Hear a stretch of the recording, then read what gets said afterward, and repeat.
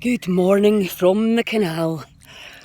Oh dear, it's absolutely gorgeous again here. The weather is just amazing. My hair's a total riot, look at this. Yeah, just thinking this morning about different belief systems, We've obviously had a very challenging time. Things that you would normally do, you've not been allowed to do. Some people are showing their fear in different ways from others, and people are wanting to instill their beliefs onto you.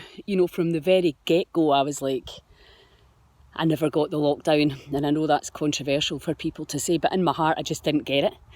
But I went along with it because of other people's concerns and fears, and I don't want to upset or annoy anyone. So I suppose since Mum's left us, the fear of giving it to her was taken away. So then you're like, well, I want to get it because I'm certainly not getting one of Bill Gates' vaccinations. But I would like to get it just so that I know that I've had it. I don't have to worry about it anymore.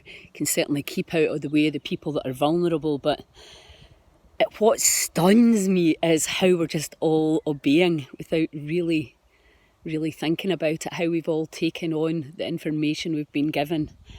And to be good citizens, we're just allowing ourselves through fear to be controlled. Now, whether that's right or wrong is for you to decide. We all have very different belief systems, but we're just pushing this down the road. It seems to me the coronavirus or whatever it is that's going around. What is our long-term plan? To be scared, to live in fear. And I understand if you want to do that, that's your right. But I think also we have to look at the people who don't see that story that way. So it's really interesting now, and an interesting time for reflection on how we are treating each other. The finger pointing and the vigilantes. I don't get that either. If social distancing is a thing, then why are we worried about people going for a walk in the countryside when that could be the best thing for it? Suicides have rocketed, mental health, domestic abuse. People really worry. I'm in a privileged position, and I know most of my friends are. They're actually really enjoying it. But we have to think about those who are not enjoying it and are not served by it. There's so many things to look at, and it's not just about getting or not getting the virus. And the chances are that if you got it and if you're well, that it wouldn't even harm you. You might not even know. Loads of us will have had it and without knowing.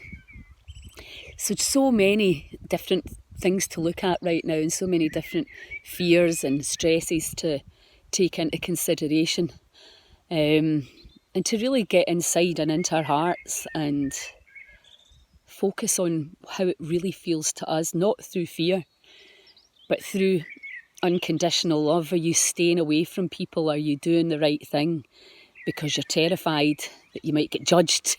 The optics of it, how it's going to look to everybody, or are you working from your heart and certainly staying away from your older loved ones when in actual fact a lot of my friends' parents were going to die anyway? Just seems mental to me, but I know that some people don't agree with that. But I think that we all have to understand that we all have a right to react in different ways, and if you're not scared and you don't agree, then it's okay to voice that as well, as long as you do it peacefully and with love.